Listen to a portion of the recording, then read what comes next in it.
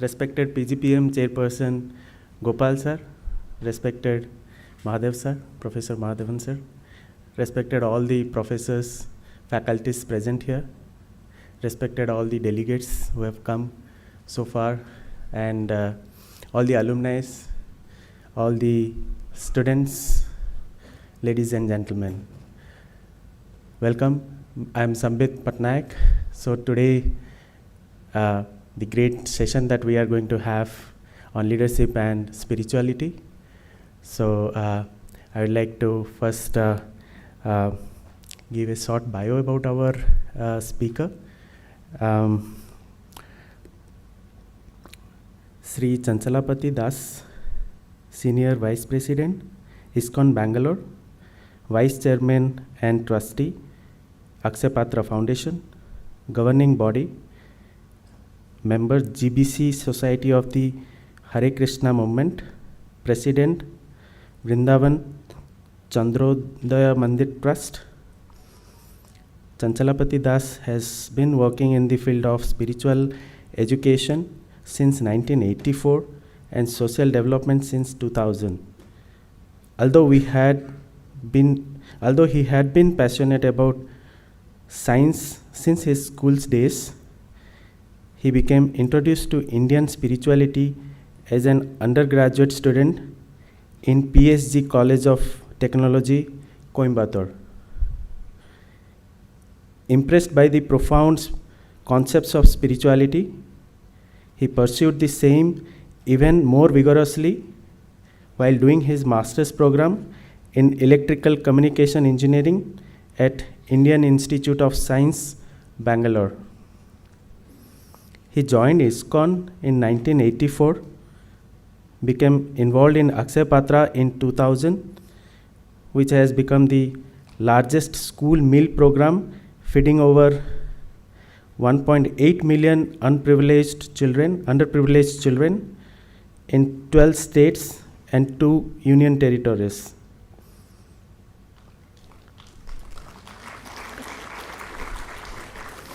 That is spread across 51 locations in more than 16,000 government and government-aided schools in this country.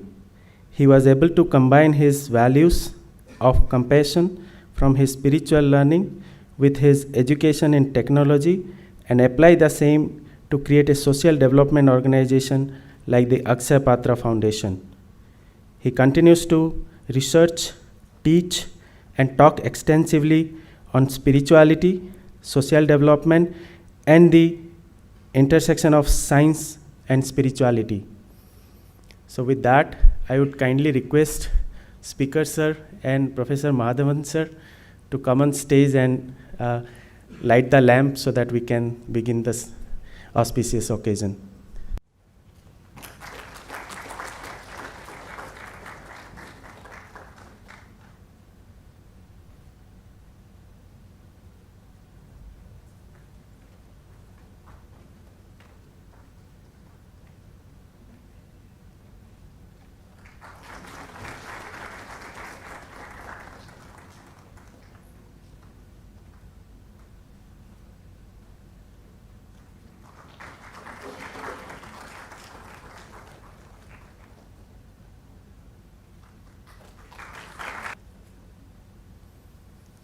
Now I kindly request Speaker Sir and Mahadevan Sir to be seated.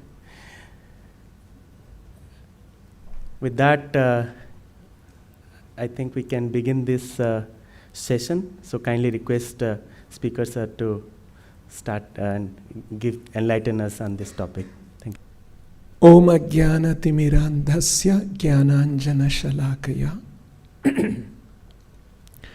Chakshurun Militan Ena Tasmai Shri Gurave Namaha.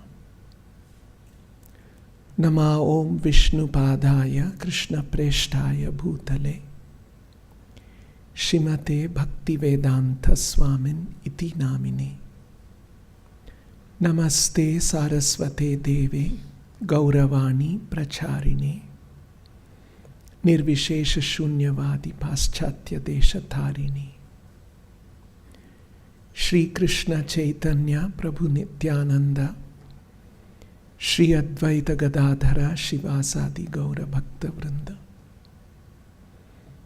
Hare Krishna, Krishna Krishna, Hare Hare. Hare Rama, Rama Rama, Hare Hare. Very pleased to be amidst all of you. And I had come here some years ago and made a presentation on our program, Akshaya Patra. And I'm happy to be here today to make another kind of a presentation on leadership and spirituality.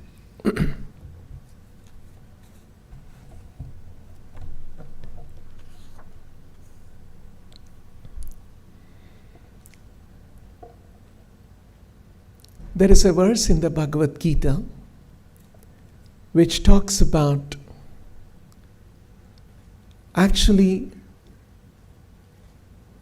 the spirituality and spiritual knowledge is especially meant for the leaders in the society. Krishna says, Evam parampara praptham imam rajarshayo viduhu sakala neha mahata yogo nashta parantapa. Commenting on this, Acharyas have mentioned that the use of the word Raja Rishi, meaning that they were leaders, but they were saintly leaders. And because leaders have a tremendous influence in the society, they can create an impact, they can alter the course of lives of people, they can craft policies which can influence a large number of people. And so they must have a spiritual framework which influences their thinking to maximize good for the people and even be prepared to sacrifice for themselves. And in our Indian tradition, recognizes three kinds of leaders. Actually, Indian traditional system recognizes three power centers in the society. There is the knowledge power center, and there is the administrative power center, and there is the wealth power center. And there are leaders who inhabit in all of these centers. And all of them have to be spiritually trained, spiritually cognizant, spiritually well-versed, so that whether they are dealing with knowledge, perspectives in the society, narratives in the society, or they are dealing with resources and people, or they are involved in creating wealth and managing wealth, all of them should have this background and should have this knowledge so that they can do better and influence the society in a more positive way.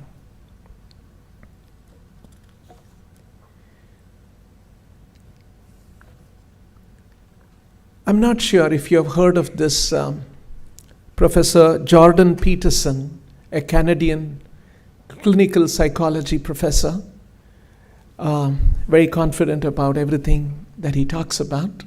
Interesting professor. This is what he had to say. This world is a terrible place to live. You will experience miseries one after another despite your best efforts to avoid them. You must have a purpose, meaning, and direction in life, and that should be noble and sublime. Something that is worth pursuing, something that gets you out of bed every morning, not just pursuit of happiness or wealth or security, because those pursuits are going to disappoint you in life.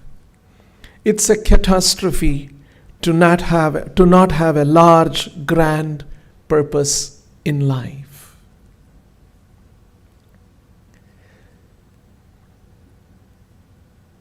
That's one of the things spirituality does. Brings a purpose, brings meaning, brings a certain vision. And not just a purpose and a vision or a meaning, but something that's very grand, something that's very noble. Lacking that, if we have to goal of life is just about, it's not that we must not pursue happiness, pursue wealth, pursue career. That's a given thing.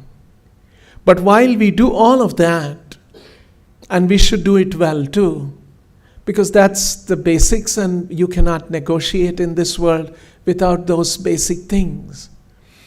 But apart from that, there is something, a larger than life purpose and meaning that has to motivate and drive us.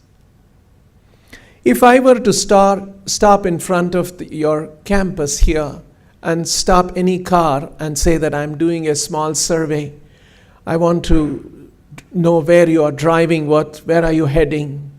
And people will say, I am driving to the shopping mall, or I'm driving home, I'm trying to pick up my child in a school, or something. Every car driver would tell me where they are heading. If you were to stop a car and ask the driver, so where are you heading? I'm just doing a small survey.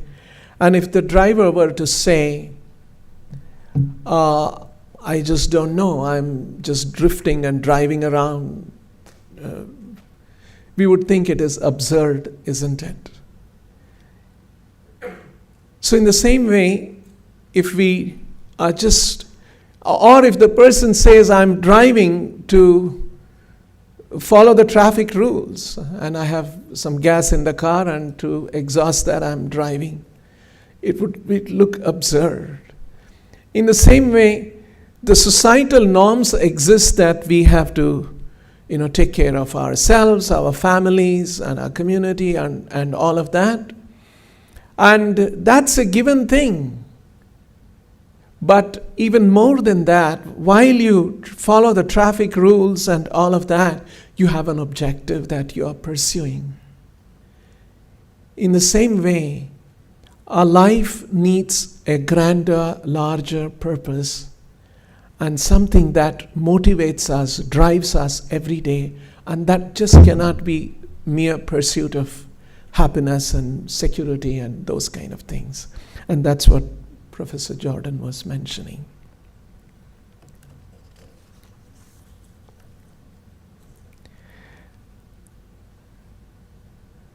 I would like to share another example. About 50, 60 years ago, Albert Einstein made a statement. I'm actually not interested in this equation or that spectrum. Those are details. I'm really interested to know how God created this universe. That was 50 years ago, probably. In recent times, another very celebrated scientist is Stephen Hawking. And he wrote a book. I'm sure it's a bestseller. A lot of people have. It's the most bought book, most sold book, but rarely read book, I think. A Brief History of Time. I got 3 copies of it. Different people presented that to me. Stephen Hawking and many other scientists were working on a problem, what was called the grand unification theory. Even in my college days, I used to hear talks about it, and in Bangalore there was one Nobel Prize winner who talked about it, and I remember that 30 years ago.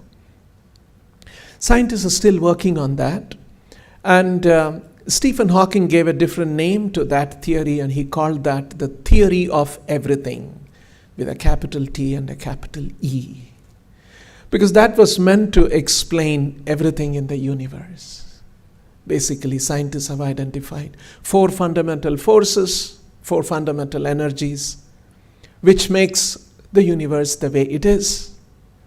And the scientists are trying to find out if those 4 energies and 4 forces can be further reduced to one single force.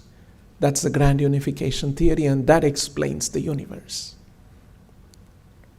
And that's why there is a biopic on Stephen Hawking, and it was called The Theory of Everything. In the concluding paragraph of this book, A Brief History of Time, Stephen Hawking says, if we were to come up with this complete theory, the theory of everything, the grand unification theory, and then he says that grand unification theory must not be some complex, abstract, advanced mathematics that only scientists and a few people can understand. It must be so simple and elegant that scientists, common people, housewives, everyone can sit around a table and talk about it. It should be so simple and elegant to describe the universe. And then he says that if we were to have that theory, that would be the triumph of human intellect, because then we would know why we exist and why the universe exists. And then we would have known the mind of God. Almost 95% accurate quote I'm recalling. The interesting contrast between what Einstein said and what Stephen Hawking said is that Einstein's question was how God created this universe. And that's what I want to know, he said. Stephen Hawking's question is a few notches even higher. He asked the question, why? Not the how question, but the why question.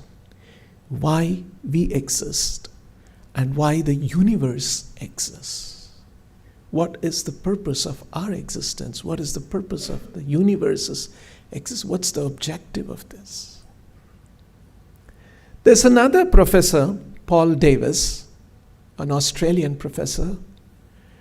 He brings up another argument. We know that scientists are studying this world last 500 years or so, and they are trying to understand this world. He asks an interesting question. We study this universe, but a very fundamental question is, why does the universe exist at all? Why does something exist instead of nothing? So these are very important questions about why this world exists and why we exist. In fact, when they read my small introduction, you must have heard that I was very passionate about science, and I'm to some extent even now passionate about science. And then in my school days and college days, but I never expected that I will have this hairstyle and this kind of robes someday when I grow up. There was a rather non-linear transition that happened in my life too.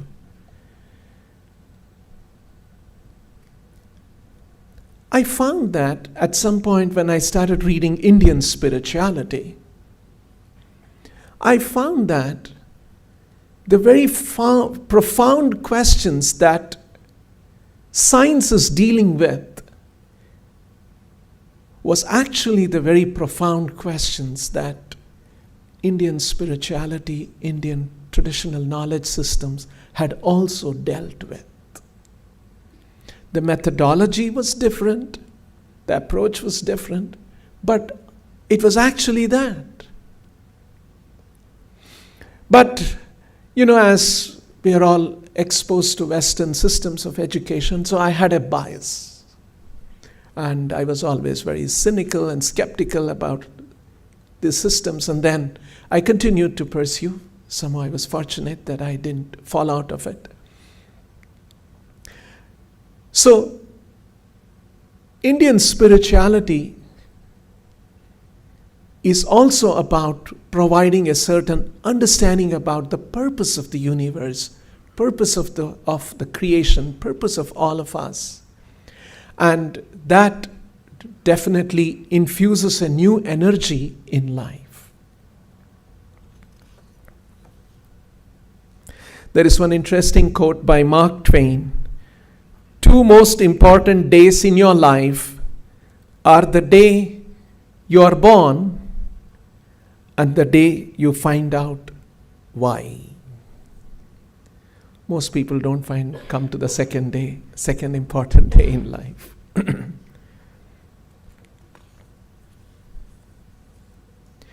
I'm here in a very prestigious business school, addressing all business school students.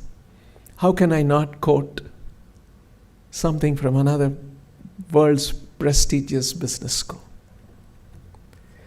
2 professors from Harvard Business School wrote an essay about 4 years ago. And that essay was about purpose for a leader. How when a leader has purpose, that helps him navigate, that helps him make better decisions, that helps him to be a better leader. I'm reading from the essay, some excerpts. Over the past 5 years, there's been an explosion of interest in purpose-driven leadership. Academics argue persuasively that an executive's most important role is to be a steward of the organization's purpose. Business experts make the case that purpose is a key to exceptional performance, while psychologists describe it as the pathway to greater well-being. Doctors have even found that people with purpose in their lives are less prone to disease or respond better to treatment.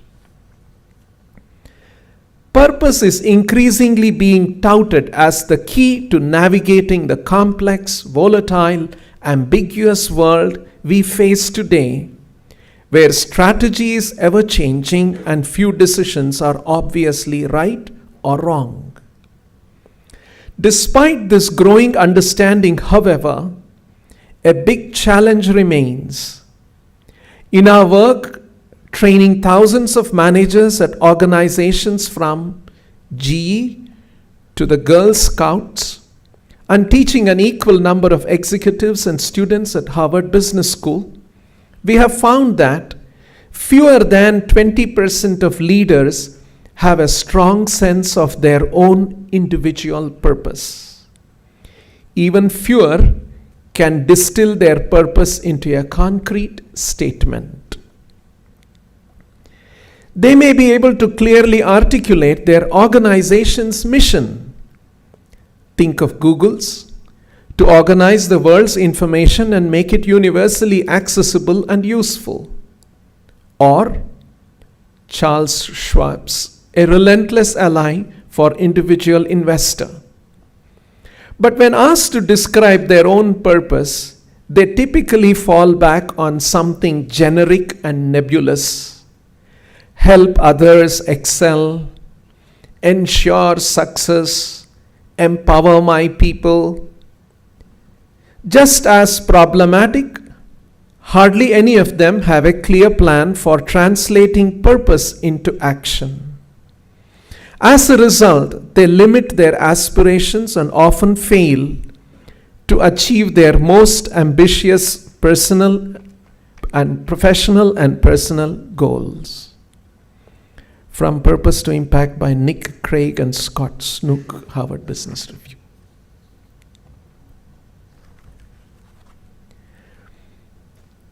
The last few decades that I have been involved quite rigorously in spirituality, what I have found is that spirituality gives a grand purpose of life. and an even grander purpose of the creation. I would like to share with you what happens in the Bhagavat Gita, first and the early part of the second chapter of the Gita. This part is pretty much Arjuna speaking. Krishna begins to speak from the second chapter onwards. And it's the story of Arjuna's dilemma. The Pandavas returned from exile and they asked their cousin for their share of the kingdom. And Duryodhana refused. Krishna, who was their common cousin, traveled from Dwaraka to Hastinapura and said that I will mediate. And he went to Duryodhana and asked for the fair share of the kingdom that the Pandavas were due to get. And Duryodhana said, no. Krishna negotiated further and asked, can you give 5 villages for the 5 Pandavas? For which Duryodhana said, I will not give as much land or kingdom as much as even a pin can pierce. So the battle was inevitable.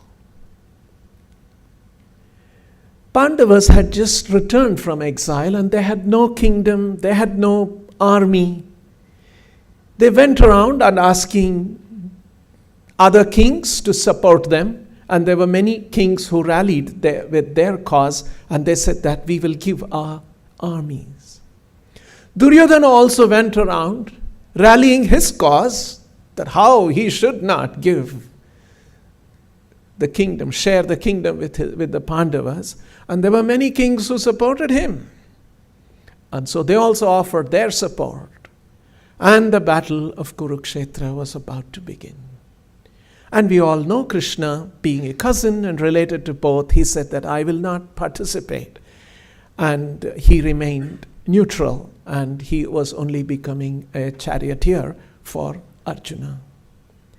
And Arjuna and Krishna, as cousins, contemporaries, he said, Krishna, drive the chariot, I want to see who have assembled to fight.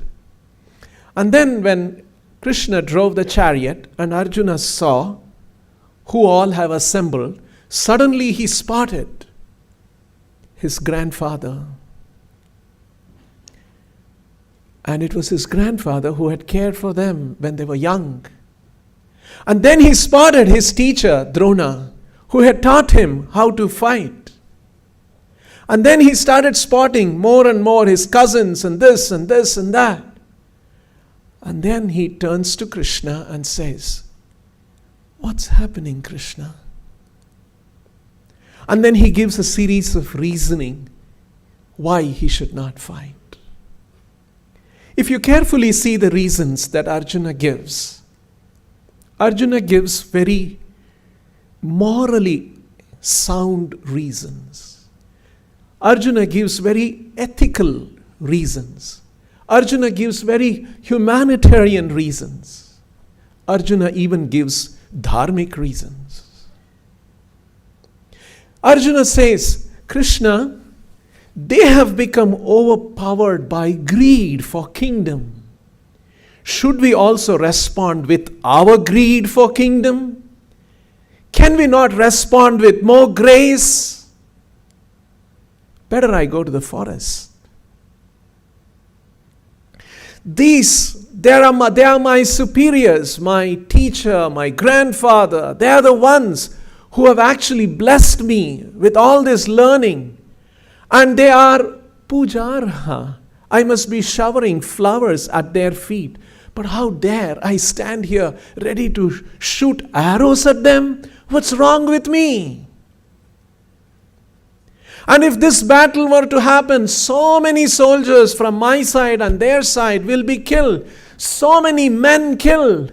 And what will happen to their families? What will happen to their children? What will happen to their wives when the breadwinner in the family, from a traditional Indian society, he's talking, when the man is killed, then what will happen to the family? And what will happen to the women? They will not be protected. And when there is no protection from the husband, there will be all kinds of perpetrators of evil in the society. And because of that, there will be so many problems. And I will be the cause of all of this. So if you carefully see the reasoning that Arjuna gives, you may almost conclude, yeah, what's there? Yes, this war should not happen. Let Pandavas go back to the forest. And that's the end of Bhagavat Gita. What actually happens is, Krishna now presents a certain perspective of life, a certain purpose of life, a certain purpose of the entire creation. And he invokes that new perspective and describes the Bhagavat Gita. And at the end of hearing all this, some scholars estimate that it must have taken about 45 minutes for Krishna to speak. Those 700, actually they're not 700, some verses are description of many other things. So, at the end of that, Arjuna became suffused with new energy and a new understanding about life. He saw things from a different perspective, a different motivation, a different purpose. And Arjuna, who had set aside his bow and arrow, declining to fight, he said, Nashta moha smrutir labdva tvat prasadan mayachyuta stitoham gata sanghosmi karishye vachanam tava. Now I am ready to fight, Krishna.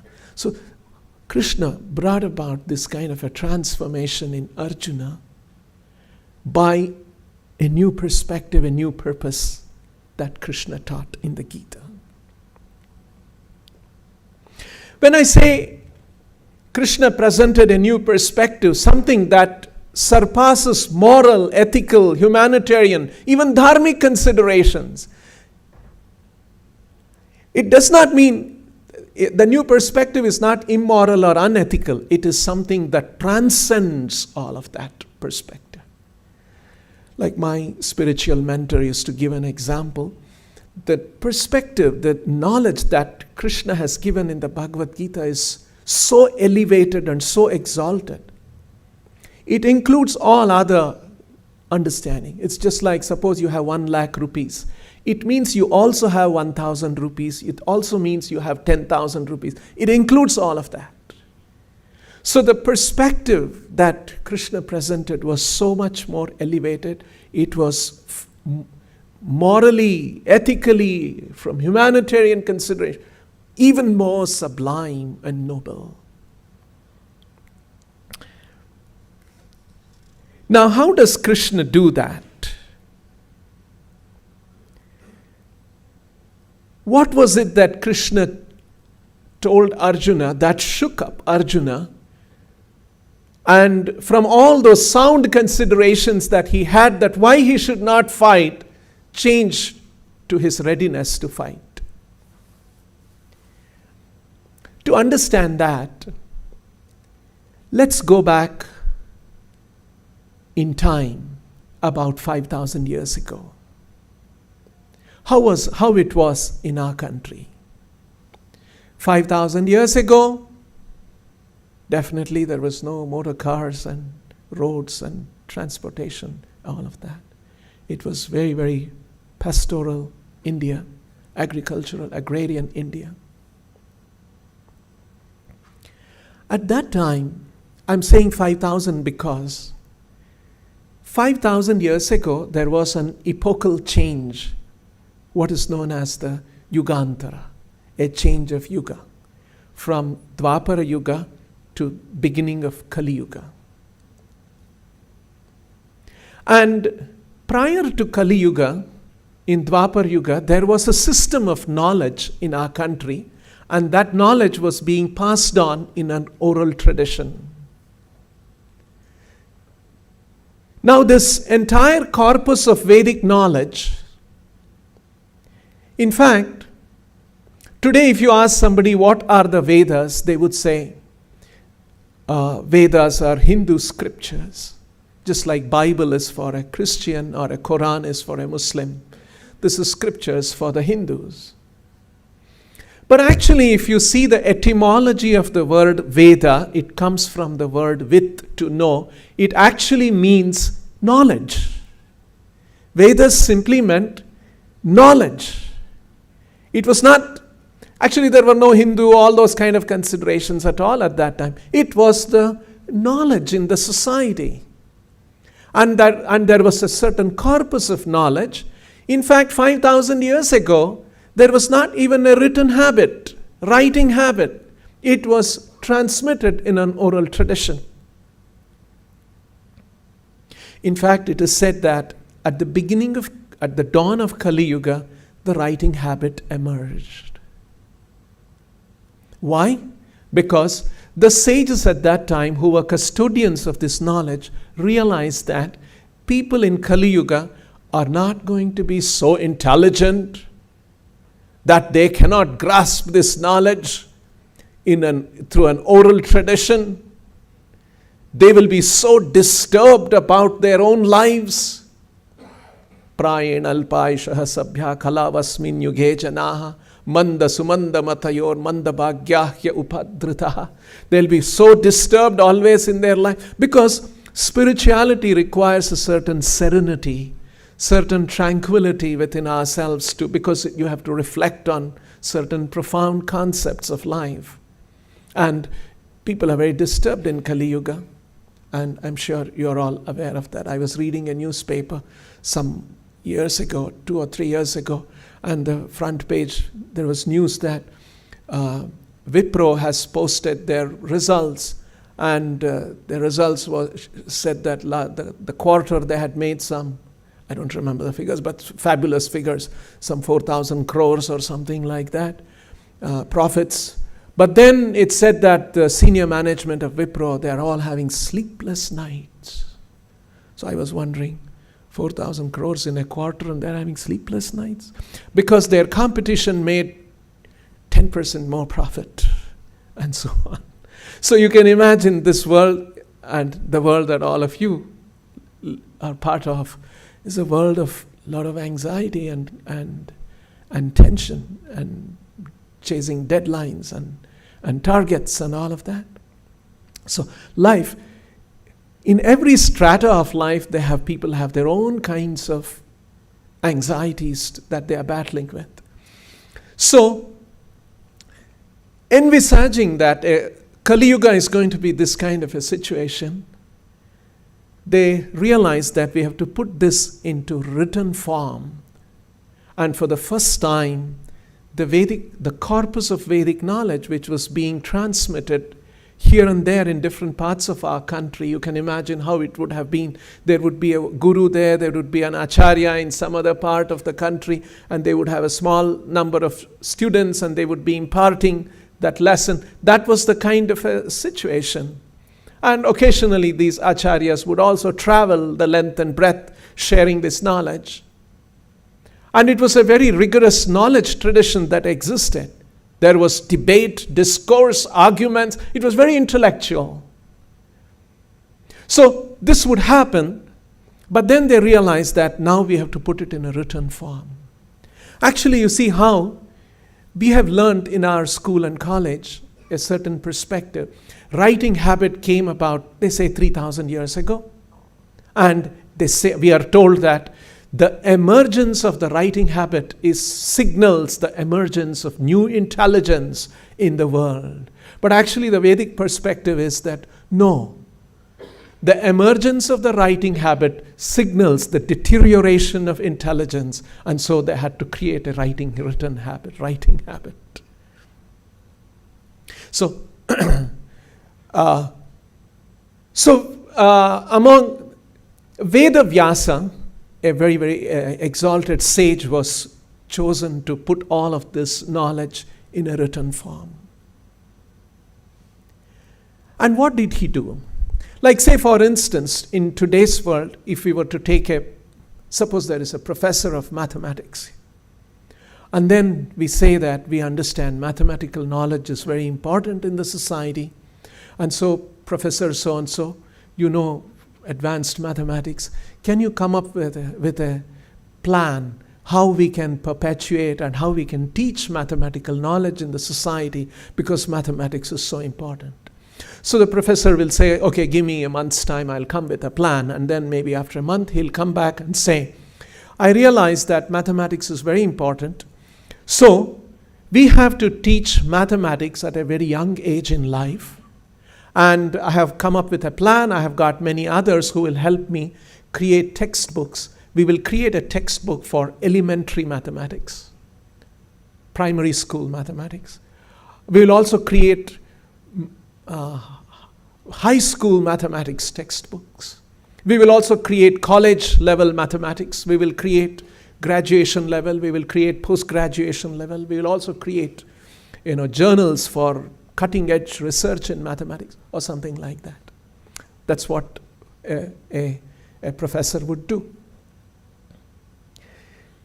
Vedavyasa was doing something very, very similar. He was actually curating the entire corpus of knowledge that was prevalent at that time. And as a professor would do, from elementary to more and more advanced and to the most advanced level of knowledge, Vedavyasa did very much the same. He wrote the 4 Vedas, which actually deals with how we can get the necessities of life in a righteous path, so that the world can have their requirements and also be regulated in their lives. So those were considered to be the elementary Vedic knowledge. Then he had the Upanishads, and which had more philosophical content, more advanced knowledge. Then some of these philosophical concepts, to appreciate better, to understand better, you need some kind of an examples of these things, right? Somebody who practiced those principles. And that's exactly what Vedavyasa did in the form of the Puranas. They were actually histories and narrations of great sages and great kings who had lived those elevated spiritual principles and concepts and how they handled different things in life. So he put all of them in the form of the Puranas. And then Vedavyasa was also a witness to what was happening between Krishna and the Pandavas and all of that. So he wrote that in the form of the Mahabharata. And after writing all of that, he wanted to next distill the most advanced aspects of knowledge, and he called that the Vedanta. Veda means knowledge, Anta means end or the ultimate. So he distilled that, and his most exalted work of Vedavyasa is the Vedanta.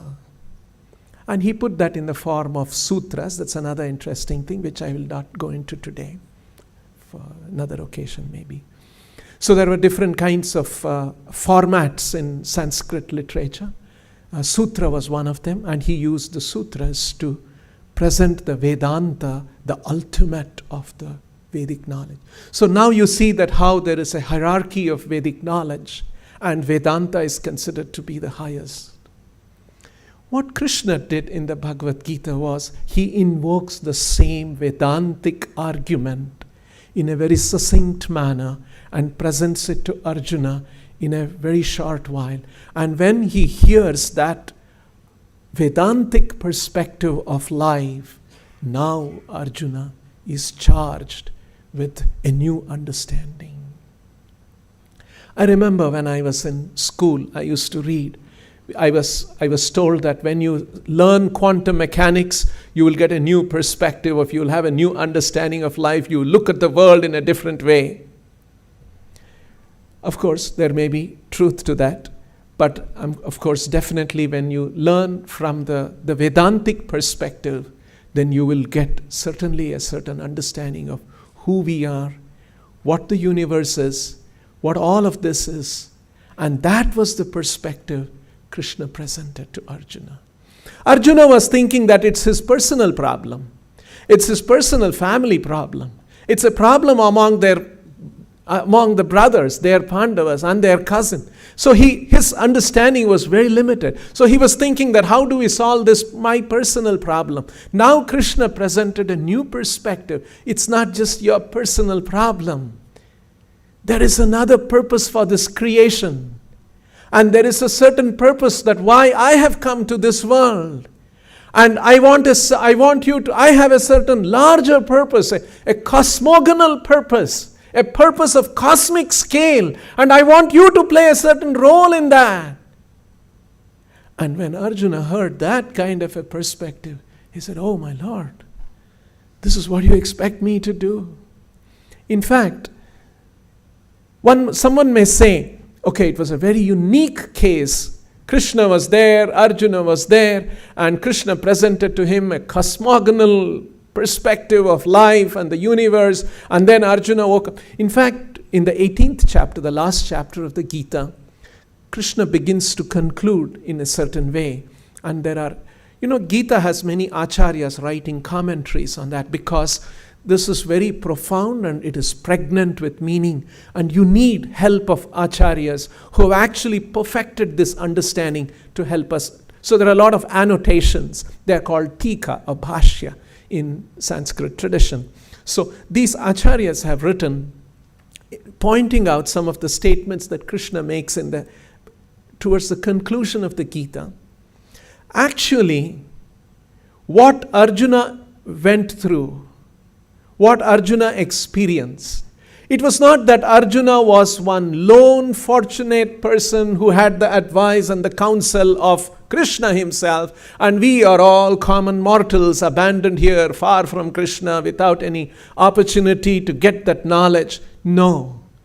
There is actually, Krishna opens up a door in the 18th chapter and welcomes, and he says, each one of us can become as fortunate as Arjuna and understand this larger purpose and perspective of life and become involved in Krishna's cosmogonal purpose, that even now we can become participants and become involved and engaged in that larger mission and perspective of life. So these are some of the very interesting things that Krishna brings up in the Bhagavat Gita. And another way of looking at this is, if you carefully read the Gita, there are about 20 concepts that Krishna develops. Maybe 18, 19, 20 concepts.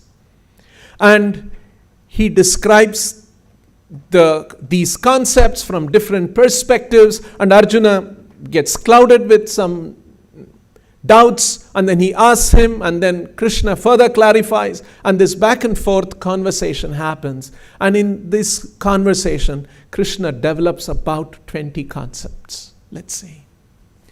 And then Krishna asks Arjuna to see the world and his situation and the world through the prism of those 20 concepts.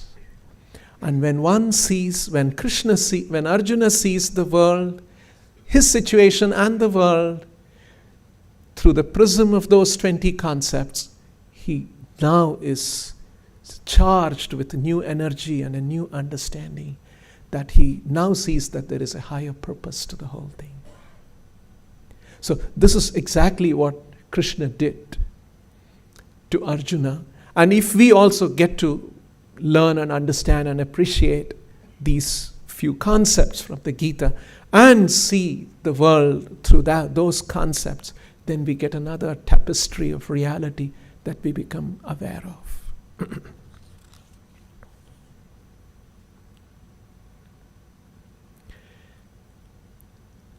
I mentioned about 20 concepts. The first concept that Krishna talks about, I will not go into the 20 concepts. Don't have to fear, it may take a long time. I'll just mention about the first concept. The first concept that Krishna talks about is understanding of our identity. of who we really are. Who am I? What is my identity? Earlier we were talking about purpose in life, and Krishna, I'm saying, begins with identity. In fact, going back to that article, that essay by the two professors, they say, at its core, your leadership purpose springs from your identity, the essence of who you are. So there is an important link between our identity, understanding of our identity, and the purpose of life and the purpose of our creation and so on. So spirituality begins with understanding of our true identity, of the essence of what we are. Because we usually go around leading a life or of our own, having a self-definition of ourselves as it is crafted and taught to us by the environment around us. So we need to revisit this at a very fundamental level to understand who we are. And that's how Krishna also begins to explain about who we are, the core of our being. How does this understanding of the identity and the purpose of the universe come about? What is the relationship? You see, the first thing is that we all would like to define our personal purpose. What is the purpose in my life? And what is the more elevated, sublime purpose that I can have in my life? Then naturally we are all part of a certain family. Then we will think of the purpose of our family. Then we are part of a community. We can think about the purpose of the community. And then on a bigger scale, purpose of our country. And then our country, and then global purpose. And expanding it further, there is a universal purpose of the universe. Now, usually what happens is that all of these purposes individually that we have and collectively at different levels, all of these purposes come into conflict with each other within our lives. And also because we all function as individuals, each one of us having our own individual conceptions and purposes, all of these concepts will conflict with each other. Suppose there is a lake, very nice, tranquil water, and I go and throw a stone. My stone will create ripples. You go and throw another stone. Your stone also will create ripples, and the ripples your stone created and the ripples my stone created come and clash and interfere.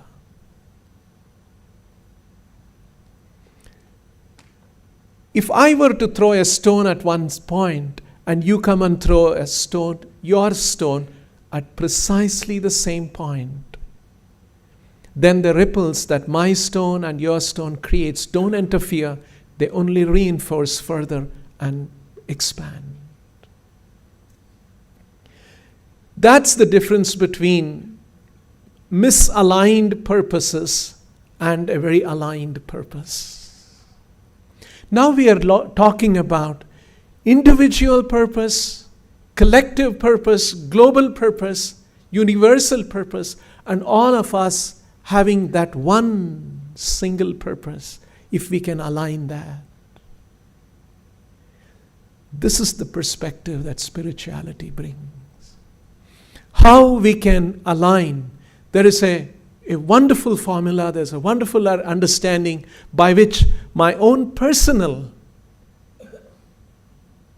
purpose and the purpose of the world and the universe can all be aligned with this new understanding. And hence we can have a very harmonious world. Spirituality gives a framework that harmonizes and aligns all of these purposes, personal to the grand universal purpose. Now, obviously, that understanding is not there today in the world. And as a result, we have created a very, very messy situation. I'm sure you are familiar with this study. A group of scientists did this study, and they said, if the whole world were to embrace Western standards of living, like, the American standard, the European standard, like the developed nations standard, the levels of consumption and all of that, the study pointed out that we will need 4 earths for us to manage. And obviously we have just one, and is also in bad shape.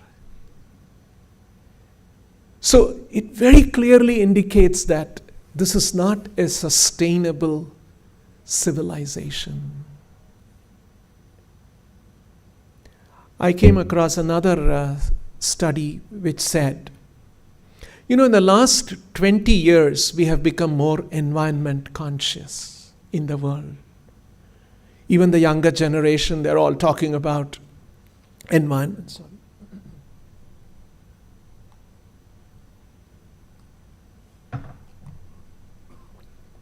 The younger generation is also very conscious of ecological degradation that's happening. This study pointed out that the environmental degradation that we have brought about in the last 20 years is greater than the degradation that we have brought about in the last 120 years. This study also pointed out, imagine, so all this degradation has happened in the last 300 years or so. Let's imagine, for instance, if human race ends now for whatever reason, hypothetically. So we don't degrade and mess up the world anymore.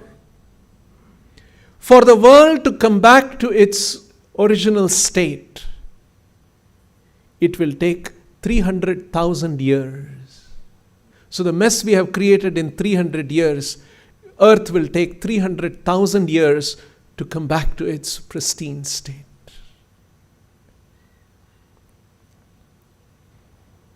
There's another awareness, you might have read about this. Microplastics, and how the microplastics, you might be aware that plastics are dumped in the oceans, and they found there was one place where plastics had aggregated from the Pacific Ocean, and they found that the quantity of plastic that was aggregated, it was twice the size of Australia. And what scientists had not predicted was that in salt water, plastic dissolves and degrades in a certain way, and the fishes, and it gets into the live system there. And then when people eat fishes, and those fishes are actually carrying those microplastics, and that enters into the human food chain. So all kinds of complications that we have never had anticipated. So the world is in a very bad state. We need an alternative perspective. We need an alternative narrative. We need to infuse some new understanding about this world. This conventional understanding will not work. I was talking, just a week ago, I was talking to one very successful corporate professional. I think he's from one of the IIMs in our country. He was telling me, he knows us well, and he was telling me, Prabhu, I tell you, growth is an euphemism for greed. We talk about growth, but actually it's another word for greed. But that's what the world is all about. If the GDP is going down, everyone becomes alarmed. Governments change because of the GDP story. That's the way it is. More and more consumption, more and more exploitation. Are we going in the right direction? Is this the best way? Can we have a world with clean water, clean air, clean earth for our next generation of people? The current understanding, the current perspective will definitely cannot promote that. We need something alternate. We need an alternative. Now, when we talk about spirituality, I'm sure for many of you, seeing my robes and seeing my attire and all of this, a thought may come to your mind. What is the connection between religion and spirituality?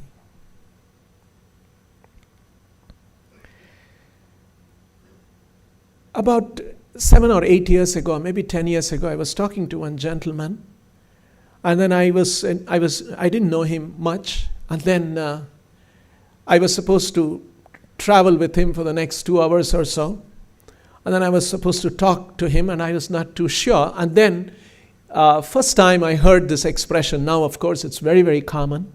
He said, I am not a religious person, but I'm a very spiritual person. That was the first time I heard, and it was not very clear to me what. And then I began to understand. 2 years ago, I attended one annual gathering of AAR, American Academy of Religions. It's a very big academy. They meet once a year in different parts of America. Mostly about 10,000 religion scholars come together and have a 5-day conferences and seminars and all of that. And so 2 years ago when that happened, I came across one entire panel discussion about a new movement that is emerging in the Western world. It's called the SBNR movement. SBNR stands for Spiritual but Not Religious Movement. So, very understandably, people are now more interested in spirituality and not religion. Because I remember once I was traveling with with a guy, and then this guy, big white guy, looked at me up and down, and I was small when compared to him.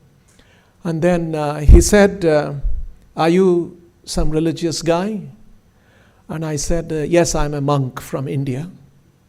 And he said, oh, you know, I served in the American army for some 10 years, 12 years or something. And when I was in the army, we studied a lot of history. And one thing we found was that 90% of the wars in the world were fought because of religion. And so I became an atheist. And so on. So this is the kind of an understanding a lot of people have. Religion brings conflicts to the fore, and then there is wars and all of this happening. And we see that even today around the world. So I was in one conference a year ago in Italy on comparative religion. And I was presenting some of the ideas from India. And there was a gathering, and there were scholars from Christianity, Jewish tradition, Islam, and all of that. And we were all talking about comparative religions and all of that. One thing I found out was, their talk was that, you see, if you take different religions, you cannot help it. There are differences in these different religions. The way they look at things, the prescriptions for religious conduct, and all of that. And their whole dialogue, their conversation was around that we must recognize that there are differences and we must learn to respect these differences. That's a more civilized way of living. I told them that I disagree with you and we have a different perspectives that we want to bring to you from India. And so they said, what? And then I told them, actually, the core of every religion is spirituality. But very often, the spirituality is not understood and it is not appreciated. And people focus on the differences. We must understand how these different religions came about. 2,000 years ago, when Jesus was in Nazareth and Jerusalem and all of that, or Prophet Muhammad in other parts of Mecca and all of those. Those days, cultures did not coexist. There was no communication between each other as it is today. With few rupees, I can make a phone call to somebody in America. It was not possible those days. So these great teachers of religion taught religion in those isolated cultures and geographies, and in a certain language, and hence taking into considerations the audience that they were addressing, they had to present that core spirituality with certain practices which was more practical and possible for that section of people. One happening in deserts of Arabia, another happening in some other parts of Israel and Nazareth and all of that. It was very, very different. And they had to teach as much. Suppose I'm a mathematics professor. I know a lot of mathematics. And you take me to a primary school and you tell, and there are 100 small children, second grade children. And then you tell me, Professor, can you please teach some mathematics to these children? And I may know very advanced mathematics. Now I'll wonder, all small tiny kids, what do I tell them? Obviously I can't teach them advanced mathematics. I'll tell them there is a basket full of 2 apples and there's another basket of 3 apples and I put all the apples into one basket. How many apples are? Maybe the children can answer that question. Right? My talking will be a function of my audience. I adjust my talk according to my audience. All of you are very elevated people, so I can speak very elevated topics to you. So, in the same way, these teachers of religions, of the ancient traditional world religions, they were very, very spiritually elevated, but they could teach only to the extent that the audience could appreciate. In fact, there is one statement in the Bible. Jesus says, I have many more things to tell you, but you are not ready to hear them. So, these religions, the core of all of these religions is the same spirituality. There is a higher purpose in life. We should not be greedy. Life in this world, as we know, to maximize the pleasures is not the be-all and end-all of life. There is something much more. There is an understanding of transcendence. There is an understanding of the experience of transcendence. And that is the core. And that's common to all religions. Differences are in the practices. So, there is the core and there is a peripheral aspect of every religion. And the peripheral aspects may be different between different religions. So when I presented this idea to those scholars of religion. They were not very happy. They said, no, we don't want to. Our religion is your religion. And then they are different, and we should just appreciate the differences and lead a life and go on with respect to each other. So, what we understand from Indian perspective is that there is a spiritual core, and that's that core is what is very, very genuine and common to all religions. Almost time, I think. What was the time limit? Sorry. 1. With question answer. Okay, I'll be conscious. You may also know there is one famous scientist. Some people say he's famous and some people say he's infamous. Richard Dawkins. And an English scientist who passed away recently. And he wrote a book about his own life, his experiences. And he called that book An Appetite for Wonder, the Making of a Scientist. And his whole book was that about how he grew up and in colonial Africa, and then later on in Oxford, and the family.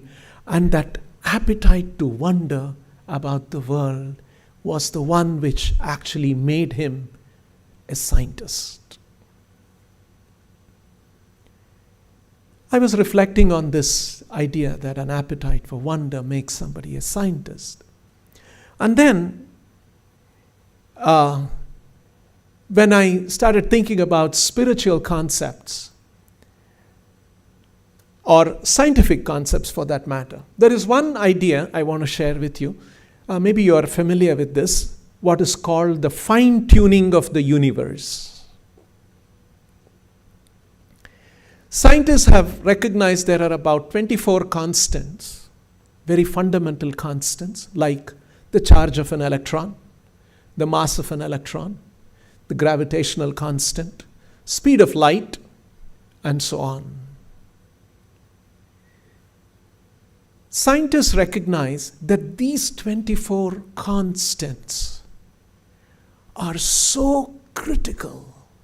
There's one study which says that if any of these constants were different by 1 billion billionth, that is 10 power minus 18, if they were even little bit different, we would not have the Big Bang and the evolution of the universe and the emergence of life the way it is today. So they call this the fine-tuning of the universe. It looks like the universe was fine-tuned to come about. Somehow these constants were fine-tuned and the universe has come about. So when you look at these kind of things, and I must share another small story. I know a family in Mumbai, and I had visited them some years ago. They are a South Indian family, and they were very pious people. And so the young husband and the young wife, they were talking to me, and they said that, Prabhuji, we have brought up our children very, very, we have a puja room, we take our children, we told them they should chant some shlokas and all of that. But now our children have grown up and they have become teenagers and they are asking all kinds of questions and I'm not able to answer them. And so I told them sometime, I'll find something. And then just as we were talking, the doorbell rang and then they went and opened the door and 2 energetic teenagers ran into the living room. And then the mother said, come here, talk to see the Prabhu. You ask all those kind of questions. No, you asked. I could see they were from good school and probably high school. And and then they were very shy, obviously. And then the mother said, no, you ask all your questions. And they didn't want to ask. And then the mother told me, restated their question. They asked me, Prabhuji, they asked this question, why should we pray to God? And so I was thinking, how do I tell these energetic teenager children going to probably some international school or something, and how do I tell them? Then I asked them, if somebody gives you something very valuable, very interesting, very wonderful, something that you like it, and then somebody gives that to you and presents that to you, and you receive that, you accept that, and then what do you say? And they said, thank you. Good schooling. And so I told them, suppose I give you something very valuable, very interesting, very important for you, something that you like, and I give it to you, and you accept that, and then you just walk away. What do we say that? And immediately the younger one said, bad manners. Then I told them, in the same way, God has given us so many things. The water we drink, it's not, municipality didn't create the water. It's a water that was already there. They brought it to our doorstep. The air that we breathe, the earth from which we get all the food, all of these are God's creation. And we get all of these things. And if we take all these things and accept all these things, and we don't even say thank you to God, what do you call that? Then it was clear to them. So I told them that prayer is a form of thanking God and being thankful and being grateful to God for providing all these things. And then I began to explain a little more to the parents, and they were also hearing and all of that. You see, anything you use in this world, you actually have to pay for it. I'm sure all of us have mobile phones, and every month they send us a bill, and if you don't pay the bill, a connection can get terminated. We use electricity in our homes, we use water, we have to pay the electricity bill, the water bill. You are staying in a rented house, you have to pay the rent to the landlord. You stay in a hotel, you stay for 3 nights and come out, as you walk out, they will give you a bill. For everything we use, we have to pay. But look at this. The oxygen that we are is so important for all of us. Did anyone give us an oxygen bill? Did anyone give us a solar bill to pay? Even the water bill, as I said, it's the cost of bringing the water. The cost of water is not included in that bill. So we get all of these things free. Not just that. We don't realize these things. How important gravity is for us. See, gravity is a very interesting phenomena. It keeps all of us on this surface. If the gravity did not exist, all of us would be rising up like helium balloons. And if you have to sit on a seat, you have to buckle up, and you can't walk easily. The gravitational force is a neat thing. It brings us all, and then we can only have to worry about the horizontal movement. And it's not just that there are many. We have right amount mix of carbon dioxide and oxygen here.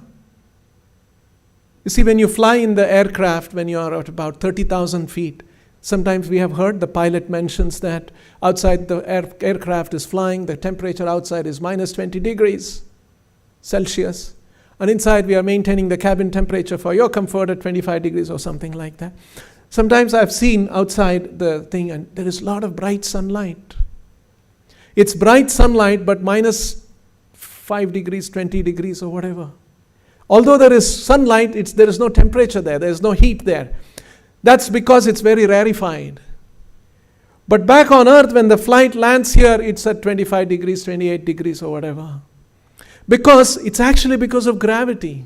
There is a blanket of atmosphere, and that atmosphere has a right quantity of carbon dioxide and oxygen. Carbon dioxide has the property of capturing heat, the greenhouse effect.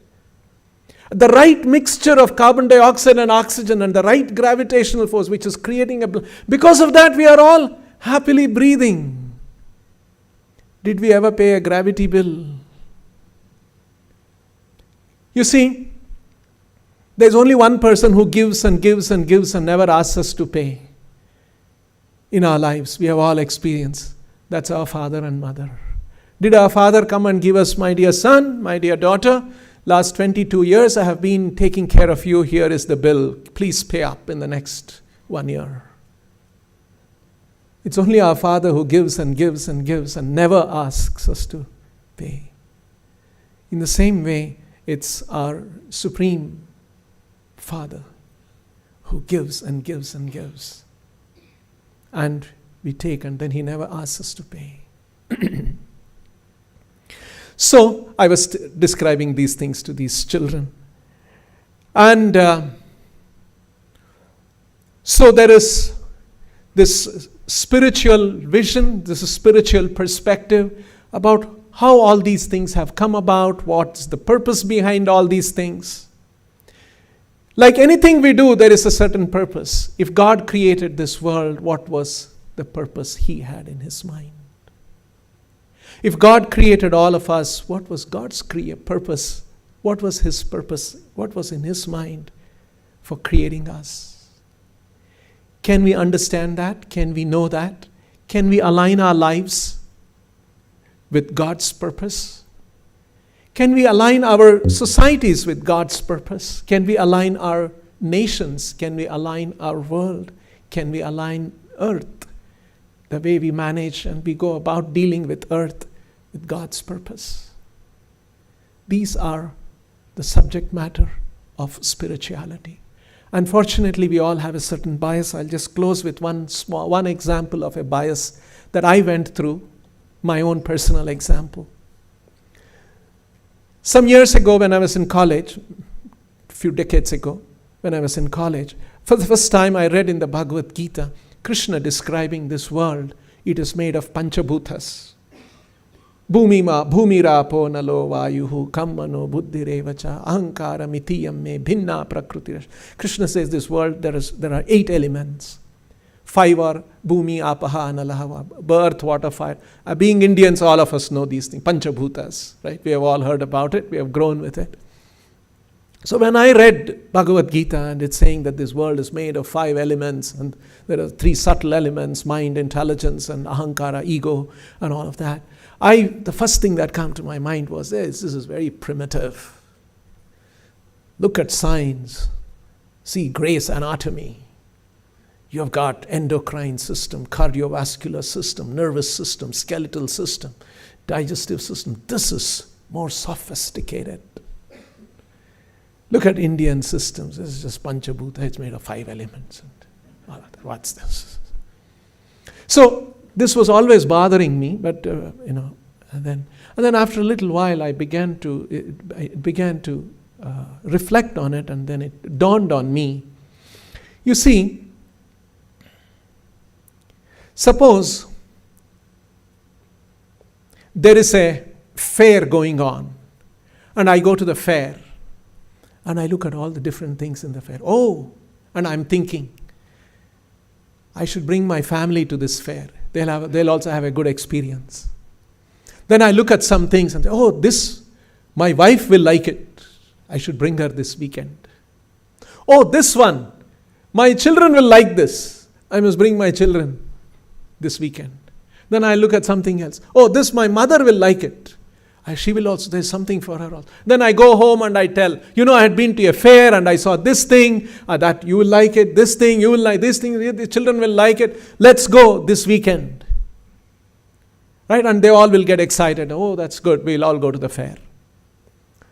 So suppose, instead of a normal man with a family wanting to induce the family members to come to the fair, suppose I'm a municipal tax collector and I go to the fair.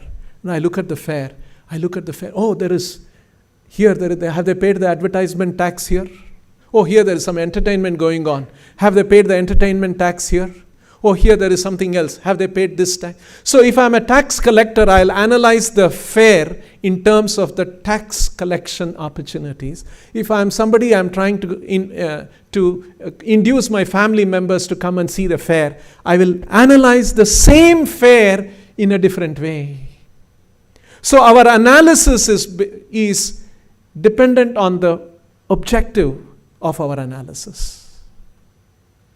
When science is analyzing this body, The purpose of science is that if any part of the body breaks down, how to fix it and make it run again. That is the perspective of science. When Vedic philosophy, Indian philosophy is analyzing this world, analyzing this body, the purpose is to understand what is making this body tick. What is that force which is animating this? Like today I'm standing in front of you. I'm speaking. I'm using my vocal cords, right? And that's vibrating. And I'm creating sound vibrations here. And that's falling on your ears. And you're making sense out of it. If I make one grammatical error, you will make out, right? All of us are, how our brains are working. If I pronounce a word wrongly, you will make out. We're so sensitive. All of this is happening. Now, I'm standing before you,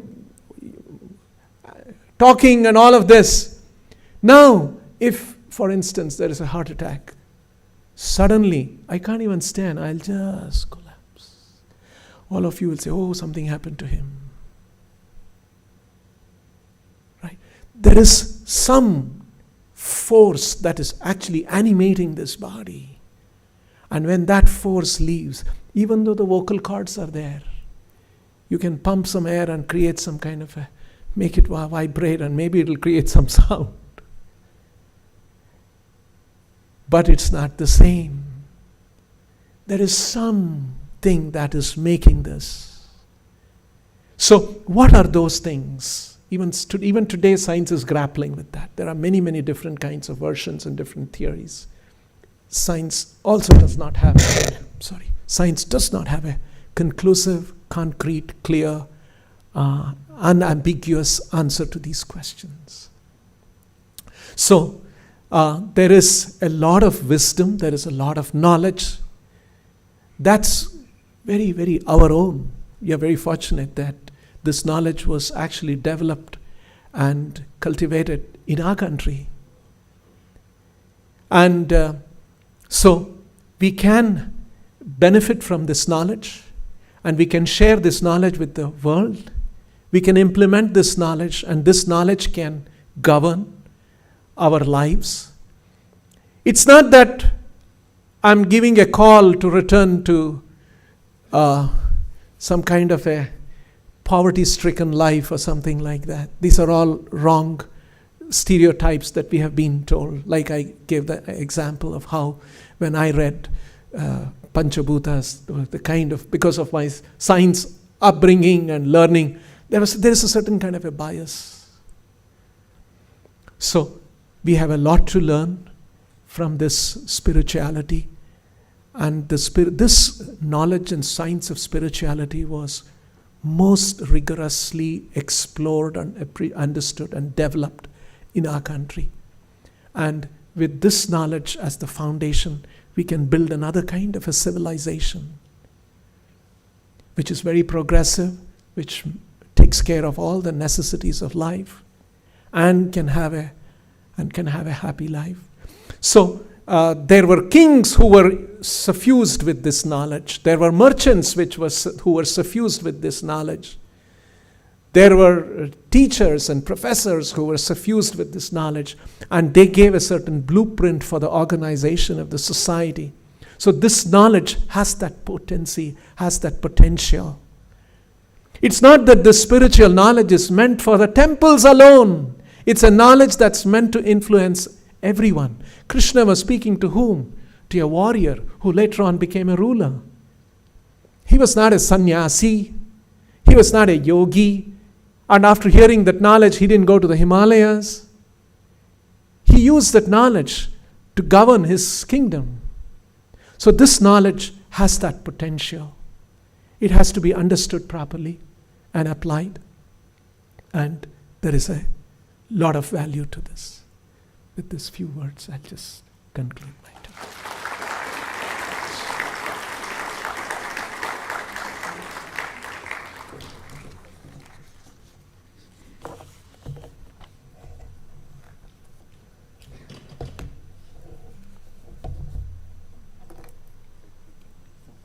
Yes. Sure. So if any question answers, we can take up next 10 minutes. So any questions?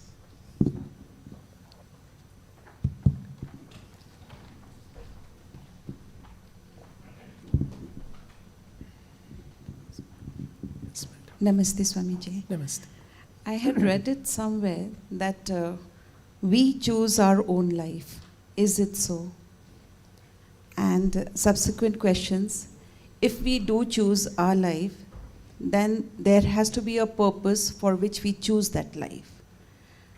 And then when we are born, then that purpose is ours, or is it God's purpose? Okay. That's my question. Yes, it's an interesting question about we are born, do we make choices or things are deterministic? We can alter, we can make changes in our life. Actually, our life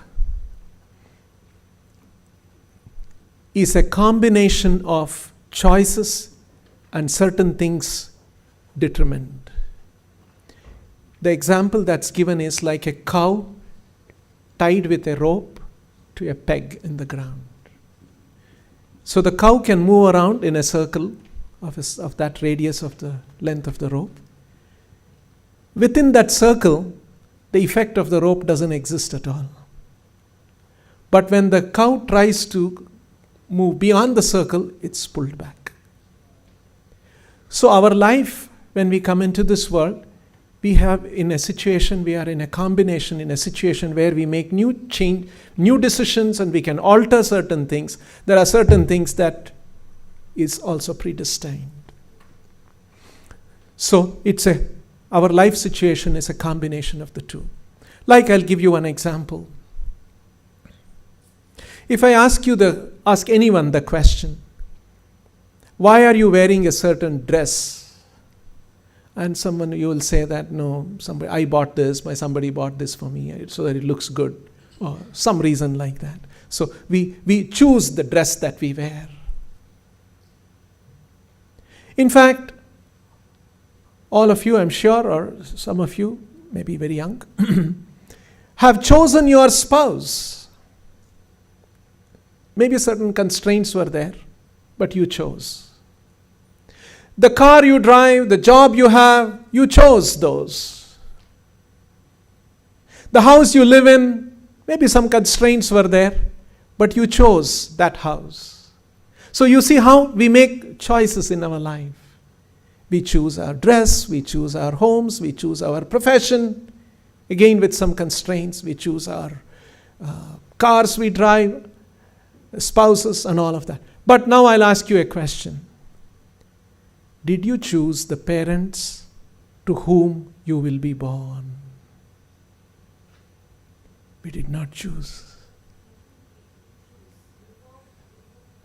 Please.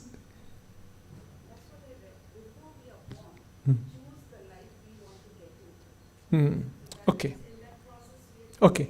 Now you're bringing a certain philosophical perspective to it. I agree. Yes, it is not accidental. Like, I tell this one very famous story. Please be seated. One very famous story. You will all relate with this. It happened a few years ago. I was reading the Times of India newspaper, and it carried on the top, what's his name? Facebook guy? Mark Zuckerberg. Right? Mark Zuckerberg. There was a story that he had a child. And then he and his wife, there was a bundle in his hand, very happy. He and his wife were posing, and then it said, Mark Zuckerberg is worth so many $1 billion. Now he had a child, and so on. Just on that same page of Times of India, at the bottom, there was another picture of a young woman. She's holding on to the hands of somebody who looked like her father.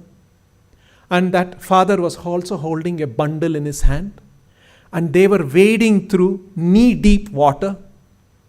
And the caption said, this mother gave birth to a child in a maternity home in Chennai. There was floods in Chennai. And the maternity home got so flooded, they told her to go home. And so they were wading through the traffic filled with water and trying to find their home. So look at the contrast. One child is born in California in a family with billions of dollars. So another child is born in Chennai whose mother and father cannot even afford simple basic maternal care. Now, of course, we give this example. The thing is that it's not arbitrary. There is a certain law behind all of this. The way we are born, in a certain family, all of that. There is a certain law behind that's operating. But we are not so, from a modern scientific point of view, that law is not understood or appreciated. Right? So in that sense, yes, there is a definite law that says that somebody is born in a certain family, someone is born in a certain... the skin color, of course the skin color should not matter. I hope my children will grow up in a society where the skin color does not matter, but the merit of the person matters. Something like that. Martin Luther King said something like that. But even in America, it matters today. Supposedly a very civilized and educated society. Even in that society, skin color seems to matter. So, skin color we did not choose. The gender, did we choose? Did we tick a box? Do you want to be born as a boy or a girl? Did we tick that box? None of us did. So, there are certain things which are determined. Now the question is, what determines these things? And there is a law behind it. And I won't go into those aspects of the thing. That's one of the concepts in the Bhagavat Gita that I was referring. But there is a very interesting reasoning behind these concepts, these laws, and how to appreciate and how to understand. I'll not go into that today. So like that. Any last question? We can take just one more question. Please. Sure. Hare Krishna Prabhuji. I just want to know why this case of SBNR is evolving so much in despite of having so much rich religion throughout the world. But then the cases are evolving much more higher now. Why do you think, what's the key reason for it? Yeah. I would think there are multiple, at least a few reasons maybe. One reason is that like the American Army man I mentioned, that maybe there are reasons that they, again because of a wrong narrative, that all the wars are attributed to religions. I would say that it's an unfair analysis, because it is not because of religion, it is because of the misunderstanding of religion that has led to wars. If you see the enormous solace and tranquility and meaning and purpose that religion has brought to many people, it more than counters the ill effects of religion. Or again, it is not ill effect of religion, it is the ill effect of the misunderstanding of religion. The second reason I would think is, as custodians of knowledge, religious knowledge, custodians of spirituality, people who practice and profess and teach religion are expected to have very high standards of morality and ethics. It's a fact that our profession has had some very bad examples. And because of that, people have become, there's a certain kind of, what's all this? These people talk about all these big things, after he goes, we don't know what he's doing. So yes, that's a fact. It has happened. You cannot deny that. So we should learn from good practices from the for-profit world, I would say, to the religious organizations. Our organization should be more transparent. Our organization should be publicly accountable, so that both morally, financially, ethically, we are more accountable to the society, because we are custodians of this knowledge. So younger generation have become very cynical and skeptical about these kind of things. So I think these are some of the complex sociological issues that have caused that kind of a SBNR reaction in the world. Thank you, Speaker Sir. It was very insightful. Now may I request Professor Mahadevan Sir to give some closing notes. Prabhuji, Chanchalapathi Dasa, and the genuine seekers of this knowledge. After we have very good food, we should not spoil the taste with something else. So to honor that spirit, I'm not going to talk much. I just want to make only one observation. Every one of us have a certain riddle to solve for ourselves. And the riddle is a triangle of Jiva, Jagat and Ishvara. We want to know what is the connection between these three. In a way, spirituality is that. How do you connect these three? There's a Jiva, an individual. There's a Jagat, there's something around me. Today, at this point in time, that something is here. And there is a force of transcendence. I think Prabhuji, in about an hour and 10 minutes, so beautifully he gave us a very nice perspective of this, connecting these three edges of the triangle, and I think that's what spirituality is all about. We are extremely blessed to have this.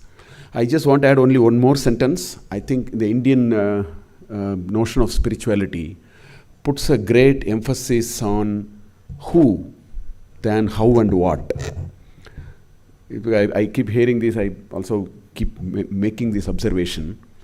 If only Newton asked who fell the apple, apple fell.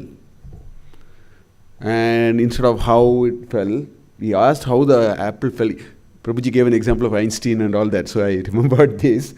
So since Newton asked how the apple fell, he became a scientist. If only Newton chose to ask who fell the apple, he would have become a Brahmajnani.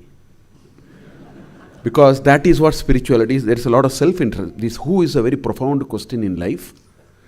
When events happen in life, we bother too much about how and why and all that. Please bother about who, then you become spiritual. I think he brought it so nicely. I don't think I can put it in any better way. I must thank our PGPEM students here. They have done a wonderful job of organizing this. And we are indeed privileged and blessed to have Prabhuji here. So on behalf of the IIMB community, let me also express our sincere gratitude. I know he's very busy, he travels a lot. Akshaya Patra is such a wonderful, this is the only organization which I think presents the books of accounts on 3rd April or 2nd April, I do not know, and get an award also for that. The professionalism that he talked about is what they actually practice. They are very busy people, but it is out of their kindness and keen desire to share this knowledge. Prabhuji has come here. Thank you for all that. Thank you.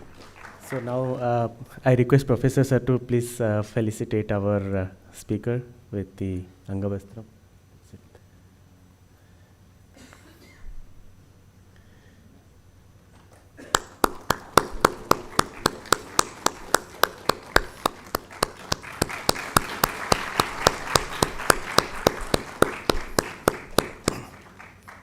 The Tulsi plant.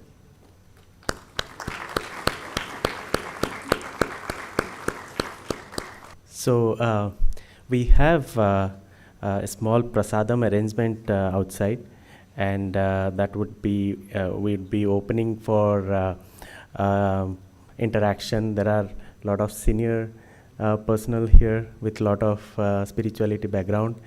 Students, please feel free to interact, have your questions clarified, and maybe before we close, I also request our PGPEM chairperson, Sri Gopal sir, just to say few words or thanks notes, kind of a closing note, please, sir.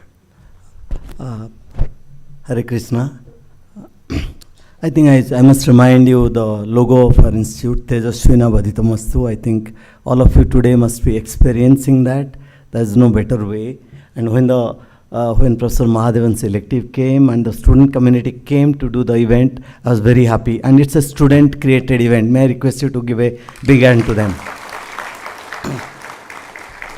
The inspiration, of course, is Professor Mahadevan, the teachings, but that also talks about Tejasvina Vaditamastu.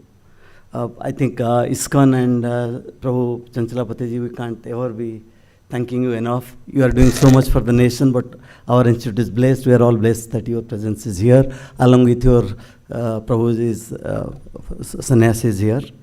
I also want to thank Professor Mahadevan, because one of the things we have started doing last couple of years is the spirituality through the courses he has been teaching. Started as a discourse freely. I came, attended, you may not remember, with a couple of my friends 10-15 years back.